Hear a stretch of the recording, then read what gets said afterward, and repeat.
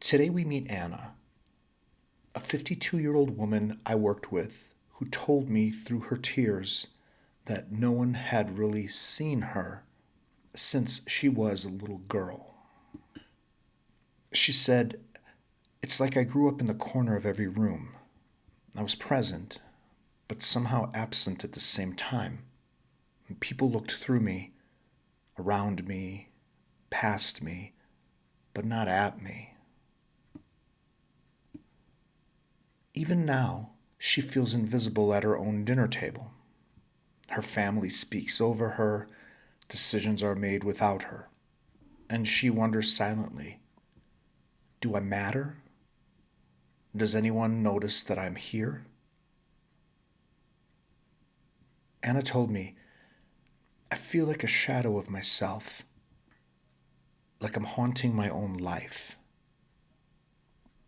And in that moment, I could feel the raw weight of a lifetime spent waiting for recognition, for acknowledgement, for someone to finally turn their eyes toward her and say with love, I see you.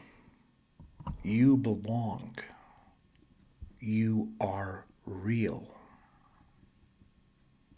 This is the invisible daughter. She is the woman who grew up overlooked, unheard, forgotten in the background. She learned that her needs were too much or not enough. She became practiced at shrinking, staying quiet, hoping invisibility would keep her safe.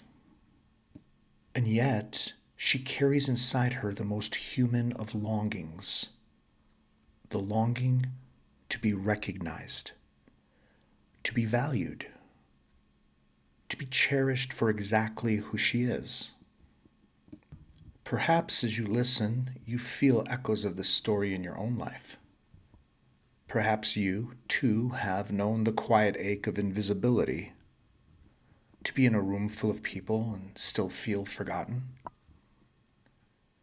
The invisible daughter lives inside many women, and her story is deeply personal and deeply universal. Anna told me she was always the good girl. She didn't cause trouble. She stayed quiet because she thought that's what love required. Her sister got the attention, and her father never looked at her. And her mother was consumed with her own pain, that she learned it was easier for her if she just disappeared. She carried that same quiet pattern into adulthood. She excelled at work, but never received credit. She gave everything to her children, but often felt invisible to them too. She offered patience and kindness to her partner, and yet felt unseen in return. The pain of invisibility doesn't scream, it whispers. It whispers in the loneliness of being in a room full of people and still feeling forgotten. It whispers when someone interrupts her mid-sentence and she swallows her words. It whispers at night when she lies in bed and wonders, would anyone notice if I were gone? And invisibility is strengthened by her very attempts to escape it. She tries harder. She waits longer. She stays smaller, believing that if she does it well enough, someone will finally notice.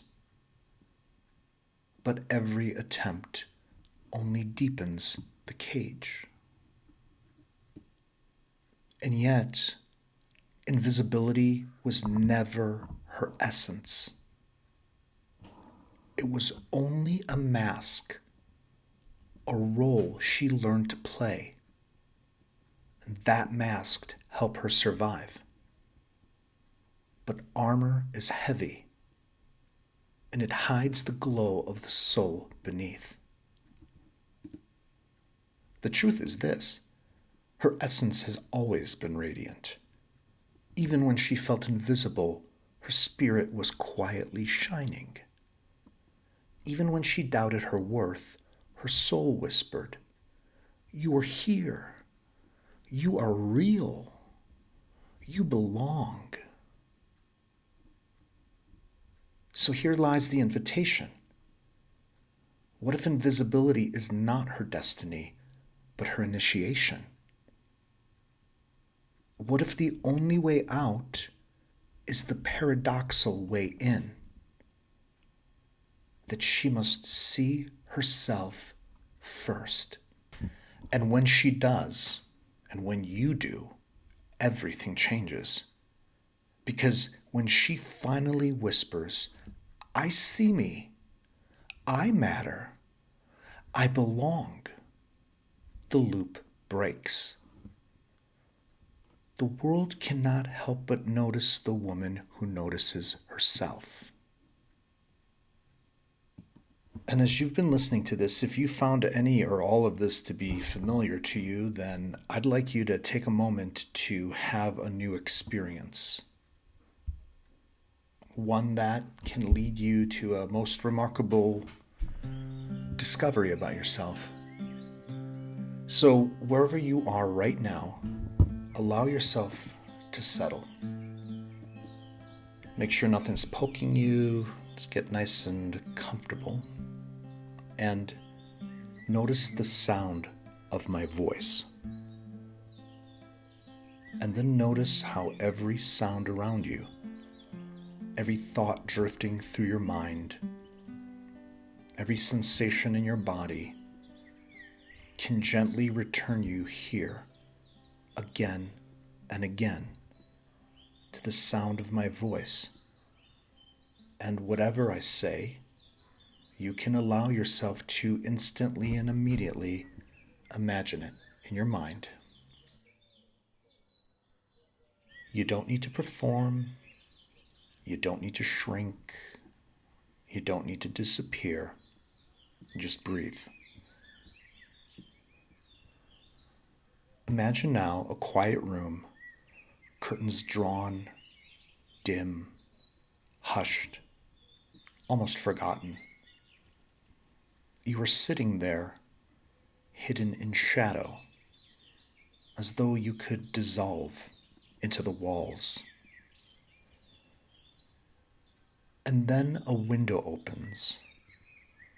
At first, only the faintest light enters, delicate, soft.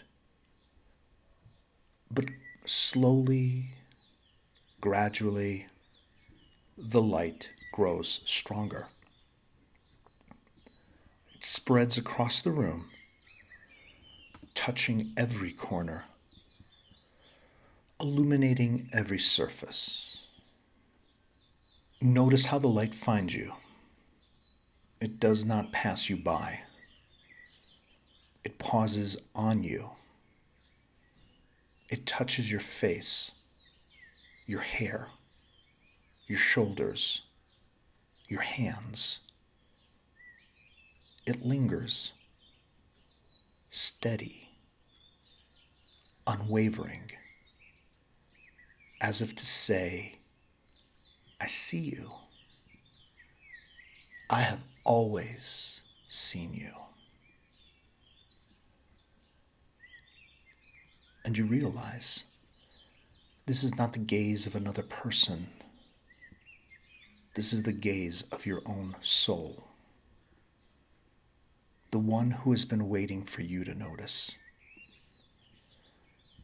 The one who has never abandoned you.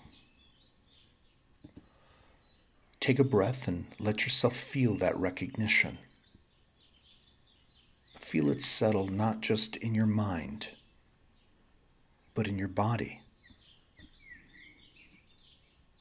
Notice what it's like to be seen.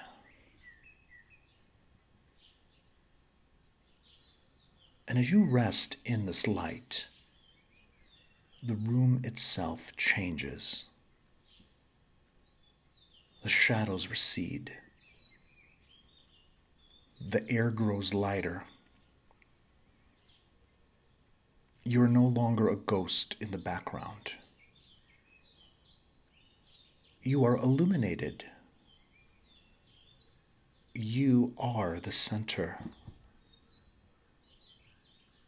You are real. And the more you allow yourself to feel this, the more your body remembers. You are here. You belong. You matter. And the light that sees you now will never look away. And from this place, a new truth is born. The woman who once called herself invisible is becoming visible.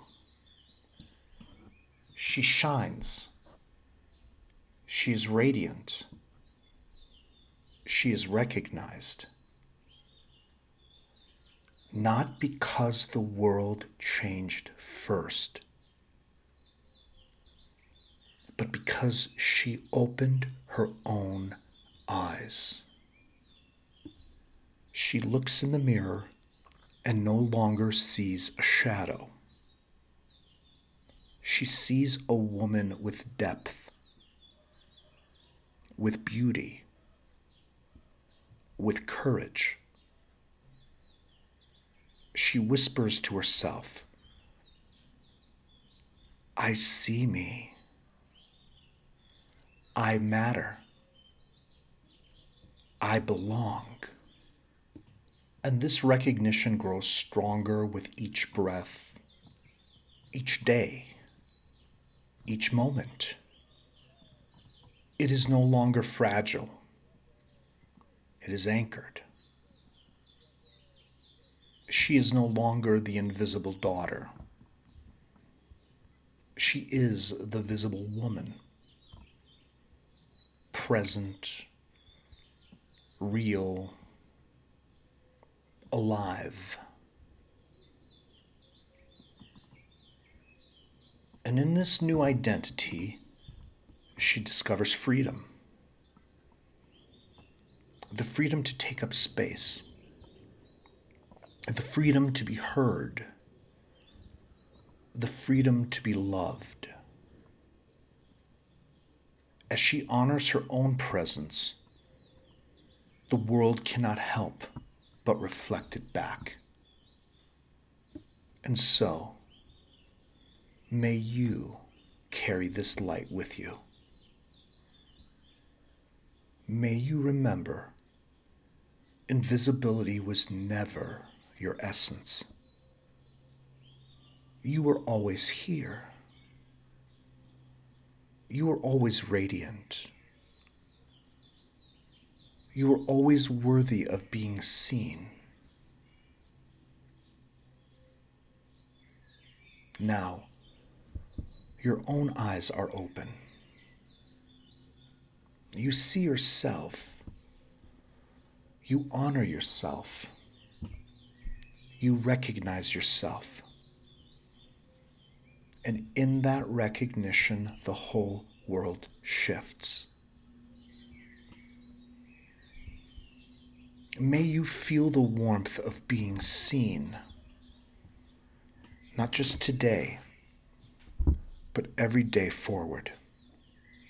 And may you remember that you are visible, and you are radiant, and you are recognized. And most of all, you are loved. And may this truth follow you in every room you enter, like light spilling through a window, announcing quietly but unmistakably, she is here. She matters.